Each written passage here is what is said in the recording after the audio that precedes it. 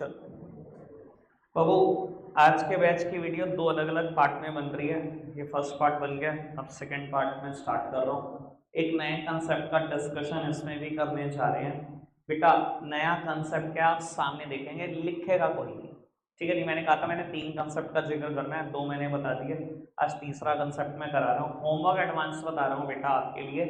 बाबू illustration number 12 तक आप कर चुके हो, आपके लिए होमवर्क है 13 और 14A।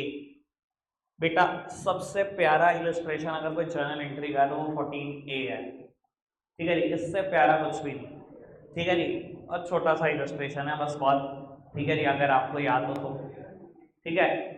बाबू ये करके आना, कल 14A की पहले प्रॉब्लम होगी, ठीक है जी। इस गेट में एंट्री तब करना बेटा जब 14A हुआ हो, ठीक है। मैं कल आते ही 14B कराऊंगा और उसके बाद नया कंसेप्ट शुरू कर दूंगा। अभी मेरे पास नए कंसेप्ट चारों दिन के हैं तैयार, ठीक है। चारों दिन नया कंसेप्ट होना है और एक एक दो दो रोज होने हैं, तब जाके मेरा सिलेबस किसी तरफ पहुंच रहा है, ठीक है जी। आओ जी सामने देखते हैं सब। बेटा आप एक बिजनेस स्टार्ट करते हो, मान लो 1 अप्रैल 2020 को। जो बेटा बिजनेस का प्रोपराइटर है वो बिजनेस में कुछ कैश लेकर आता है, कुछ बैंक बैलेंस लेकर आता है और कुछ बेटा समझ लो फर्नीचर लेकर आता है। 3 चीजें लाया, उसने बिजनेस शुरू कर दिया। बेटा बिजनेस में बहुत सारे गुड्स खरीदने पड़ेंगे, बेचने पड़ेंगे, खरीदने पड़ेंगे, बेचने पड़ेंगे। बाबू फाइनेंशियल ईयर पहला खत्म होगा 31 मार्च 2021 को, खत्म हो गया फाइनेंशियल ईयर। इस दिन जितनी भी एसेट्स होंगी, अगले दिन सुबह भी तो उतनी ही एसेट्स होंगी बेटा, ठीक है ना। बाबू इस दिन आप क्या करोगे, फाइनेंशियल ईयर क्लोज करोगे, बैलेंस शीट बनाओगे, सारी एसेट सारी लायबिलिटी कैलकुलेट करोगे। जितनी एसेट्स बेटा पिछले दिन छोड़कर जाओगे, अगले दिन सुबह नए फाइनेंशियल ईयर के पहले दिन में तो उतना ही होगा सब कुछ। आप खुद सोचो, मान लो 31 मार्च 21 को आपका कोई डेटर है एक्स, आपने उससे पैसे लेने हैं 50,000, अगले दिन सुबह कितने लेने हैं, 50 से लेने हैं भाई। पिछली रात बैंक में बैलेंस है 70,590 रुपए, अगले दिन सुबह भी 70,590। गले में कैश इन हैंड छोड़ गए 10,200, अगले दिन सुबह भी 10,200। तो बाबू अगर पिछली रात मेरी कोई भी एसेट से लायबिलिटी होगी तो अगले दिन सुबह भी तो वही होगी। बाबू इस पूरे साल को भी हमने चला लिया, 31 मार्च 22 आ गया बेटा। बाबू बहुत सारी एसेट्स बढ़ी भी, बहुत सारी लायबिलिटीज भी बढ़ी, कुछ कम हो गई, कुछ और कम हो गई, ये कहानी चलती रही। और बेटा चलते चलते 4 फाइनेंशियल ईयर पूरे हो गए, आज 31 मार्च 24 है, ठीक है जी। बाबू 31 मार्च 24 को बुक्स में बहुत सारी एसेट्स और बहुत सारी लायबिलिटी ऐड हो चुकी हैं। देखो शुरू तो कुछ भी नहीं किया था, शुरू तो 3 चीजों से किया था। अब बिजनेस कर रहे हो, कैश बैलेंस भी है आपके पास, बैंक बैलेंस भी है, फर्नीचर भी है, बिजनेस में स्टॉक भी है आपके पास, डेटर्स भी हैं, क्रेडिटर नाम की लायबिलिटी भी है। बाबू बहुत कुछ हो चुका है, जब 4 साल धंधा कर लिया बहुत कुछ ऐड हो चुका है, बहुत कुछ कम हो चुका है। तो बाबू आज 31 मार्च 24 को एसेट्स और लायबिलिटी ऐसे ऐसे दिखाई दे रही हैं, ठीक है जी। मैं लिखना शुरू करता हूं कैसे कैसे दिखाई दे रही हैं। आप बाबू मेरे साथ साथ ना ये नंबर लाइन बनानी शुरू कर दो।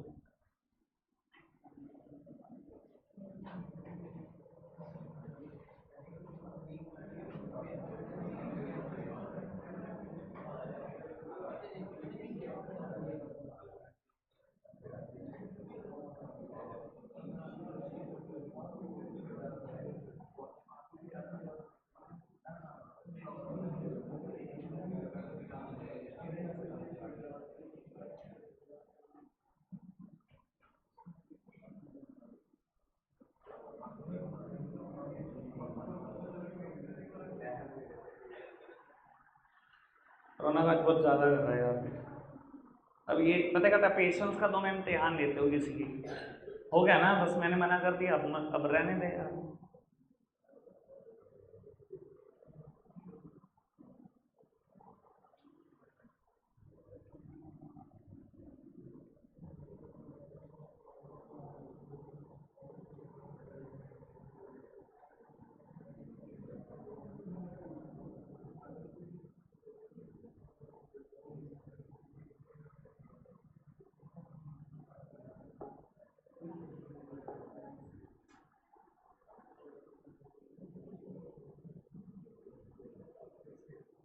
लिख ले इसे।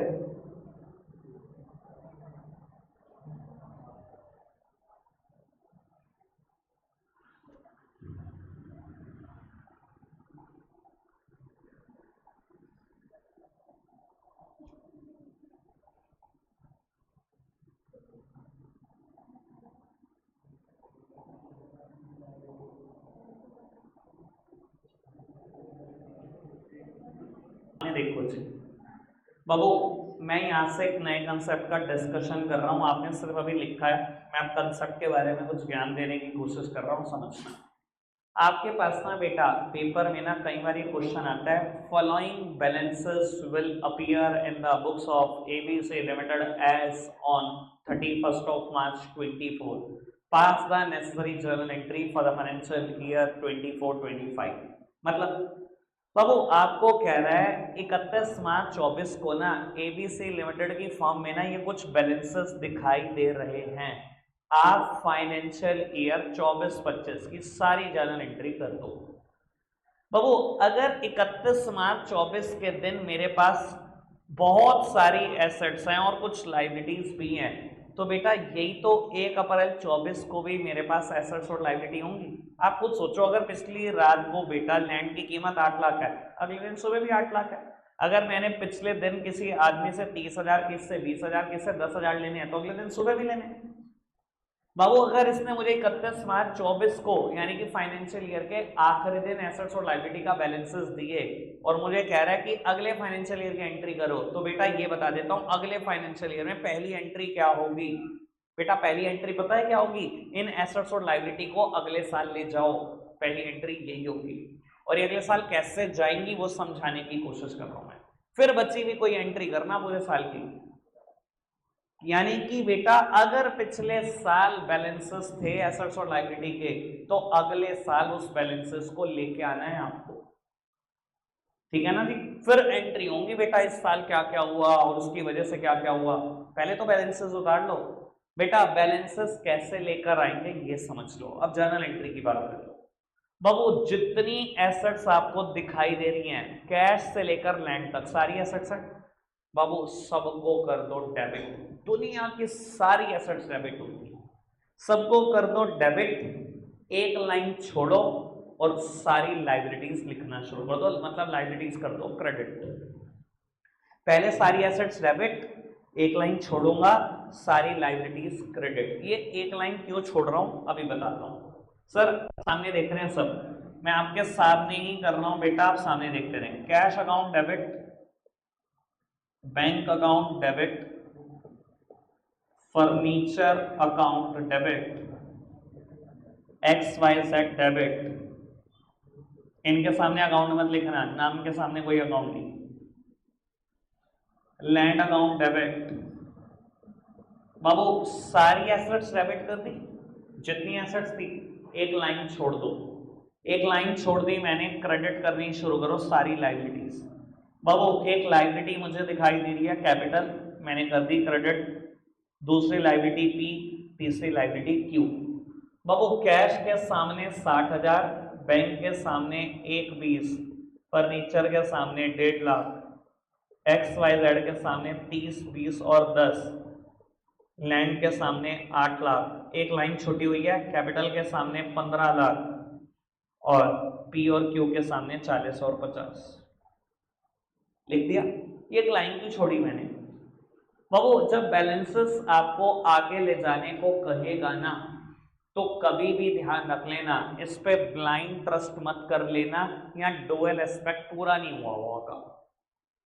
डुअल एस्पेक्ट कहता है हर डेबिट के बिल्कुल बराबर क्रेडिट होता है, आप टोटल कर लो, डेबिट के बराबर क्रेडिट निकलेगा नहीं।